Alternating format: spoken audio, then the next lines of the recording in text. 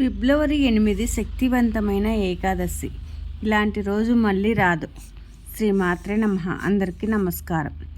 ఈ నెల ఫిబ్రవరి 8 ఏకాదశి వచ్చింది. దీన్ని భీష్మ ఏకాదశి అని అంటాము. మాఘమాసంలో వచ్చే ఏకాదశి అత్యంత శక్తివంతమైనదిగా భావిస్తారు. అయితే ఈ నెలలో వచ్చిన భీష్మ ఏకాదశి శనివారంతో కలిసి రావడం ఇంకా విశేషం. మాఘమాసంలో శనివారం రోజున భీష్మ ఏకాదశి వచ్చింది. ఇలా అత్యంత అరుదుగా వస్తుంది కాబట్టి ఇంతటి శక్తివంతమైన ఏకాదశి రోజున కొన్ని విధి విధానాలు పాటించడం ద్వారా అకస్మాత్తుగా ధనలాభం చేకూరుతాయి. వెంకటేశ్వర స్వామి అనుగ్రహంతో మీ కుటుంబానికి అఖండ రాజయోగం ప్రాప్తిస్తుంది. ఏకాదశి పూజ విధానాలు పాటించాల్సిన పరిహారాల గురించి ఈ వీడియోలో తెలుసుకుందాం. ముందుగా ఈ వీడియోకు ఒక లైక్ కొట్టి మా ఛానల్ని సబ్స్క్రైబ్ చేసుకొని జై దుర్గమ్మ అని కామెంట్ చేయండి. లైక్ కొట్టడం మాత్రం అస్సలు మర్చిపోకండి. ఈ నెల ఫిబ్రవరి 8 శనివారం నాడు భీష్మ ఏకాదశి వచ్చింది. ఇది చాలా శక్తివంతమైన ఏకాదశి. శనివారంతో కలిసి వచ్చిన ఏకాదశి రోజున విశేషంగా వెంకటేశ్వర స్వామిని పూజిస్తే కోటి జన్మల పుణ్య ఫలితాన్ని పొందవచ్చు. తిన్నా తరగని ఐశ్వర్యం లభిస్తుంది. కాబట్టి ఈ ఏకాదశి రోజున ప్రతి ఒక్కరూ ఉదయాన్నే నిద్రలేచి ఇంట్లో వెంకటేశ్వర స్వామిని పూజించండి. ముఖ్యంగా ఈ ఏకాదశి రోజున స్నానం చేసేటప్పుడు నీటిలో 2 తులసి ఆకులను వేసుకొని ఆ నీటితో తల స్నానం చేస్తే పుణ్యనదులలో స్నానం చేసినంత పుణ్యం దక్కుతుంది. జాతక దోషాలన్నీ తొలగిపోయి విపరీతమైన అదృష్టం కలిసి వస్తుంది. ఈ పవిత్రమైన ఏకాదశి రోజున పెళ్ళైన ఆడవారు తప్పకుండా తలస్నానం చేయాలి. ఏకాదశి రోజున చేసే పూజలకు రెట్టింపు పుణ్య ఫలితం లభిస్తుంది. ఏకాదశి రోజున ఎవరైతే ఇంట్లో పూజ చేసుకుంటారో అలాంటి వారికి అఖండ రాజయోగం ప్రాప్తిస్తుంది. ఈ శక్తివంతమైన ఏకాదశి రోజున వెంకటేశ్వర స్వామిని భక్తి శ్రద్ధలతో పూజిస్తే మీరు చేసే పూజలు నేరుగా స్వామివారి పాదాల చెంతకు చేరుతాయి. కాబట్టి ఏకాదశి రోజున తప్పకుండా వెంకటేశ్వర స్వామిని పూజించండి. ఏకాదశి రోజున ఇంట్లో పూజ చేసేటప్పుడు బియ్యం పిండితో 2 దీపాలు తయారు చేసుకొని పిండి దీపాలకు కుంకుమ బొట్లు పెట్టి అందులో ఆవు నెయ్యి పోసి 7 ఒత్తులతో దీపారాధన చేయండి. వెంకటేశ్వర స్వామి పూజలో పిండి దీపాలకు చాలా విశిష్టత ఉంటుంది. ఏకాదశి రోజున ఎవరైతే పిండి దీపాలు వెలిగిస్తారో అలాంటి ఇళ్లలో లక్ష్మీదేవి తిష్ట వేసుకొని కూర్చుంటుంది. ఇక మీ ఇల్లంతా డబ్బుతో నిండిపోతుంది. అన్నిటికన్నా ముఖ్యంగా ఏకాదశి రోజున పూజ చేసేవారు వెంకటేశ్వర స్వామిని పటానికి తులసి మాలను సమర్పించి స్వామివారికి నమస్కారం చేసుకుంటే మీ మనసులో ఏది కోరుకున్నా సరే అది ఖచ్చితంగా నెరవేరుతుంది.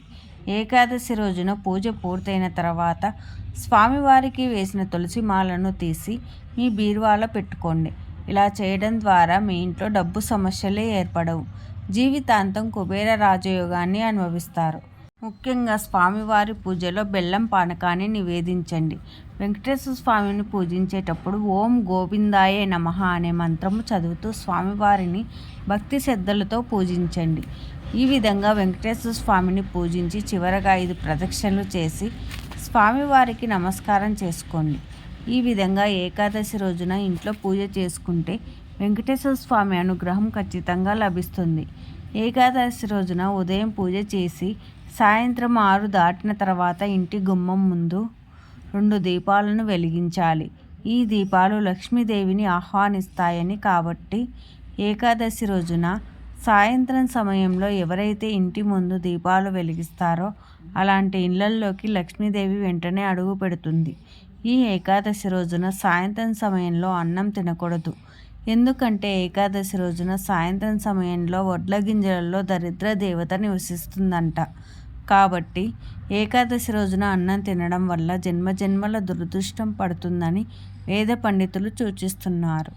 ఏకాదశి రోజున సూర్యుడు అస్తమించిన తర్వాత అంటే సాయంత్రం 6 దాటిన తర్వాత ఉప్పు తినకూడదు. ఏకాదశి రోజున ఉప్పు తింటే అనారోగ్య సమస్యలు వచ్చే అవకాశం ఉంది. కాబట్టి వీలైనంత వరకు ఏకాదశి రోజున ఉప్పు తినడం మానుకోండి. ముఖ్యంగా ఈ ఏకాదశి రోజున మీ ఇంటి ప్రధాన తలుపుల మీద పసుపుతో స్వస్తిక్ గుర్తును గీయండి. ఇలా చేయడం ద్వారా లక్ష్మీదేవికి మన ఆహ్వానం పంపినట్లని పండితులు చెప్తున్నారు. దీని ద్వారా మీ ఇంట్లోకి లక్ష్మీదేవి అడుగు పెడుతుంది. ఏకాదశి రోజున రావి చెట్టును పూజిస్తే అపార ధనయోగం కలుగుతుంది. రావి ఆకులలో విష్ణుదేవుడు నివసిస్తాడని నమ్మకం కాబట్టి ఏకాదశి రోజున మీ ఇంటి దగ్గరలో ఉండే ఏదైనా దేవాలయానికి వెళ్ళి అక్కడ రావి చెట్టు కింద దీపం వెలిగించి రావి చెట్టు చుట్టూ 3 ప్రదక్షిణలు చేయాలి. ఈ ఏకాదశి రోజున ఎవరైతే రావి చెట్టుకు ప్రదక్షిణలు చేసి రావి చెట్టును ముట్టుకొని నమస్కారం చేస్తారో అలాంటి వారికి ఖచ్చితంగా లక్ష్మీ కటాక్షం లభిస్తుంది. ఏకాదశి రోజున ఇంట్లో పాలు పొంగిస్తే మీ ఇంటికి చాలా మంచి జరుగుతుంది. పాలను లక్ష్మీ రూపంగా భావిస్తారు కాబట్టి ఎవరైతే ఇంట్లో పాలు పొంగిస్తారో అలాంటి ఇళ్లల్లోకి ముక్కోటి దేవతలు అడుగు పెడతారు. ఇంట్లో ఉన్న దరిద్ర దేవత వెళ్ళిపోతుంది. ఇక మీ కుటుంబం అంతా సుఖ సంతోషాలతో నిండిపోతుంది.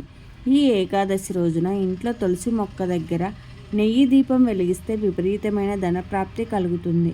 తులసి మాతకి నెయ్యి దీపం వెలిగించి తులసికి నమస్కారం చేసుకొని 5 ప్రదక్షిణలు చేయాలి. తులసి మొక్కలో లక్ష్మీదేవి కొలువై ఉంటుంది కాబట్టి ఏకాదశి రోజున తులసిని పూజిస్తే లక్ష్మీదేవి ఆశీర్వాదంతో మీ ఇంటికి సిరి సంపదలు ప్రాప్తిస్తాయి. కొత్తగా పెళ్ళైన దంపతులు ఈ పవిత్రమైన ఏకాదశి రోజున వెంకటేశ్వర స్వామిని పూజించి ఉపవాసం ఉంటే పుత్ర సంతానం కలుగుతుందని నమ్మకం.